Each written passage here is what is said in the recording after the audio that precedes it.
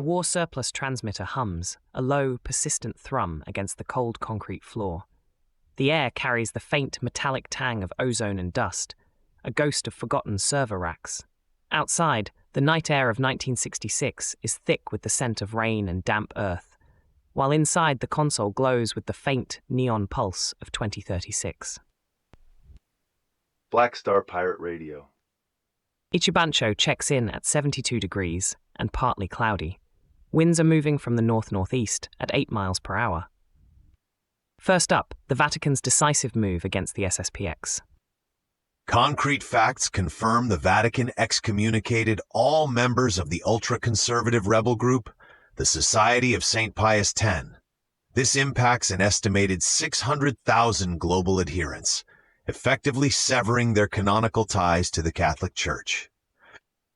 This situation exposes the deep fault lines in the Church's internal architecture, specifically the tension between post-Vatican II reforms and pre-reform traditionalism. It's a clear statement on the limits of dissent within the established hierarchy, a historical echo of schisms tracing back centuries. Patching in a caller, the pattern auditor. You're on the signal. With such a sweeping excommunication, what's the actual cost? Are these 600,000 individuals now simply adrift, or does the Vatican bear a responsibility to offer a clear path for reconciliation beyond a blanket decree? Who pays the spiritual and social price? Somewhere a capacitor creaks under the load, hot metal. The console keeps its lights and its secrets. A critical question, caller, about the human cost of structural enforcement. The Vatican's chosen move here is clear canonical separation. An alternative could have been establishing a dedicated personal ordinariate, similar to structures for Anglican converts, allowing some retention of traditional rights under papal authority. However, the SSPX's chosen next move appears to be continued operation as a self-declared true Catholic lineage, operating outside Rome's direct recognition. Moving from one kind of architecture to another, we shift focus to a very different kind of structural impact. Cool down is when habits set. Swap the tiresome combo for a clean two-step people want to repeat. Next, the devastating reports from Kiev.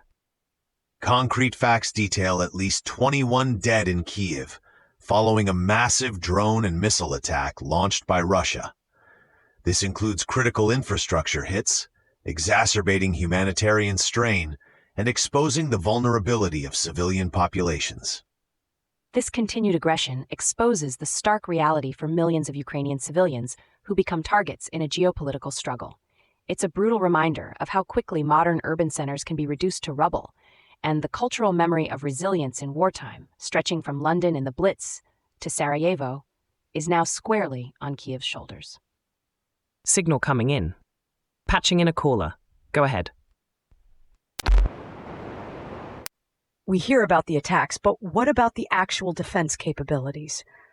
Are these 21 deaths a sign that current air defense isn't enough, or is it just the tragic reality of overwhelming force? Who is ultimately accountable for protecting these lives? A searing point, Kala, about the efficacy of defensive architecture. Russia's chosen next move is clearly continued military aggression, aiming to degrade Ukrainian morale and infrastructure. A viable alternative on the Ukrainian side would involve a significant ramp-up of advanced air defense systems, like additional Patriot batteries, to intercept these sustained barrages more effectively. Ukraine's chosen next move remains steadfast defense, seeking international military aid and beginning immediate reconstruction efforts. From the grim reality of conflict, we turn to a different kind of buzz. And finally, the rumored wedding bells for Taylor Swift in NYC. Concrete facts reveal New York City is currently buzzing with intense speculation about a rumored July 3rd wedding for pop superstar Taylor Swift. This unconfirmed event has already significantly impacted local media cycles and tourism forecasts. This cultural phenomenon exposes the deep public fascination with celebrity narratives, particularly those involving a figure as globally influential as Taylor Swift. It's a modern myth-making machine, where every unconfirmed detail becomes a thread in a collective fantasy, reminiscent of royal weddings and their ability to captivate an entire nation. The Swifties fanbase, a truly global network, carries this story forward with every social media post. There's a caller on the line.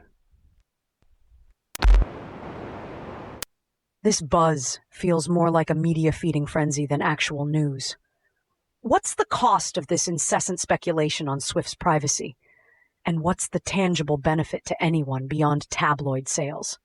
Who truly profits from this constant architectural framing of her personal life? You highlight a crucial tension, caller, between public interest and individual dignity.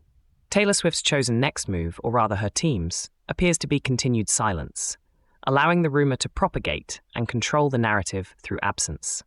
An alternative path for her would be to issue a clear statement, either confirming or denying the July 3rd date, thus reclaiming agency over her personal architecture. Meanwhile, NYC businesses are embracing the potential economic boost from fan pilgrimages, and the media continues to amplify the speculation, cementing their chosen role as architects of public expectation. Rules bent wisely. Black Star Pirate Radio. Continue the signal at TogeeVision.com. Tune in, Sparks and Stories, Gig Passport.